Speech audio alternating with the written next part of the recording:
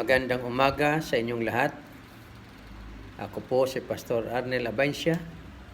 Ang inyong lingkod ay nagsasabi, Happy Saturday, December 13, 2025. Malapit na ang Pasko. 12 days from now, Pasko na. Ito ang atin programa, ang pagbabasa ng Biblia tuwing umaga. Ang Bible reading natin ngayon ay makikita dito po sa Lucas, Kapitulo 2, talatang 10 hanggang 11. Ngunit sinabi sa kanila ng anghel, huwag kayong matakot. Ako'y may dalang magandang balita para sa inyo na magdudulot ng malaking kagalakan sa lahat ng tao. Isinilang sa inyo ngayon sa bayan ni David ang tagapagligtas, ang Kristong Panginoon. Magpupukus lang muna tayo doon po sa verse 10. At doon po natin kinuha ang ating pong pamagat. Ang topic po natin, ang kagalakan ng Pasko. At ito pong ating teksto, matagal nang nangyari at natupad ang Pasko na dumating na si Kristo. Yung mga ginamit natin mga talata doon sa Isaiah, chapter 9, verse 1 to 6, ay Old Testament po yun. Ipinangako doon ang Pasko na ang lahat ng mga taong makasalanan ay magkakaroon po ng kagalakan, kalayaan at kapayapaan pag dumating na si Kristo. Ay matagal na si Kristo dumating. Ang Old Testament, that is 4,000 years. At ngayon, simula ang ating Panginoon dumating hanggang ngayon is 20-25 years na. Ayon sa Bible, ang 1,000 years sa isang tao, isang araw pa lang. So parang 6 na araw pa lang ang bilang para sa Panginoon. Pero ganun pa man, maging anuman katagal na ang taon natin, ang mahalaga, patuloy lang tayo magtiwala at paglingkod kung hanggang saan man ang Panginoon bumalik. So ang atin pong tanong ngayon,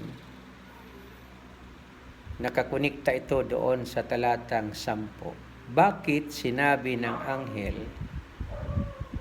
na ang magandang balita tungkol sa tagapagligtas ay magdudulot ng malaking kagalakan sa lahat ng tao? Sinabi po ito ng anghel ng Diyos doon sa mga pastol. Ang totoo nga, nagulat sila, natakot sila, nang bigla lang nagpakita ang anghel. Pero sa kabila ng kanilang reaksyon ng pagkatakot, sinabihan sila ng anghel na huwag kayong matakot sapagkat ako'y may dalang magandang balita ng kaligtasan na nagbibigay ng kagalakan para sa lahat ng sangkatauhan. So ang unang reason kung bakit sinabi po ito, dahil ito ay magandang balita para sa mga makasalanan. So ayon sa Bible, sa Roma 3:23, na ang lahat po ay nagkasala at walang naging karapat-dapat sa paningin ng Diyos. At ito pong kasalanan ay lumaganap po ito sa lahat ng tao dahil doon kay Adan na nababanggit doon sa Biblia ng Roma 5:12 na dahil sa paglabag ni Adan, pumasok ang kasalanan at kamatayan, kaya lumaganap sa lahat ng sangkatauhan.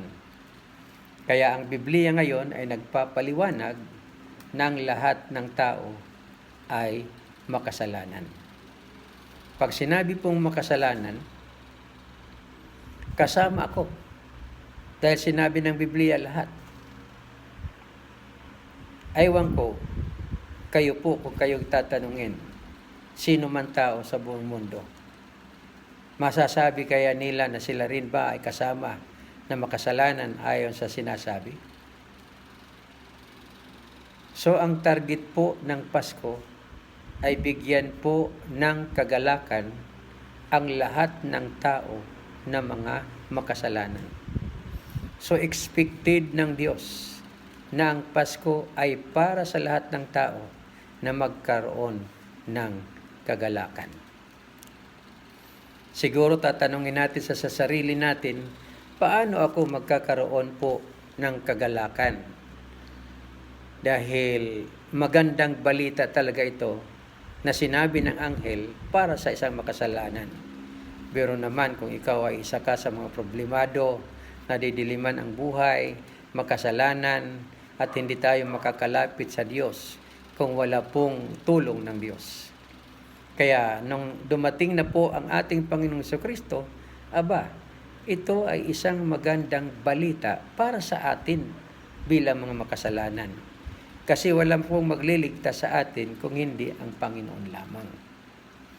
So, isa po dito na reaction ng isa po sa Biblia na nagkaroon po siya ng kagalakan. Ang ina mismo ni Jesus, ang sabi dito sa Lucas chapter 1 verse 46 hanggang 47, ang pamagat dito ang awit ng pagpupuri ni Maria. At sinabi ni Maria, ang puso ko'y nagpupuri sa Panginoon at nagagalak ang aking espiritu dahil sa Diyos na aking tagapagligtas. So sinabi po dito ni Maria, aking tagapagligtas. Magkakaroon lamang po ang lahat ng tao ng kagalakan ng Pasko kung atin kikilalanin at aangkinin ang Panginoong Jesucristo bilang ating tagapagligtas. Yan ang sinasabi ni King David, joy of salvation, ang kagalakan ng kaligtasan. Kaya nawa sa Paskong ito na atin pong patuloy binubulay-bulay po natin, naway magkaroon ng kagalakan ang bawat isa sa atin. Nawa lahat ng tao ay maranasan ang kagalakan ng Pasko na ibinalita noon hanggang ngayon at magpakailanman. Palagi po ang kagalakan ng Pasko ay available at binabahagi sa lahat ng sangkatauhan. Sa Kanya ang papuri, ang parangal, sa pangalan ni Jesus. God bless you all. Shalom.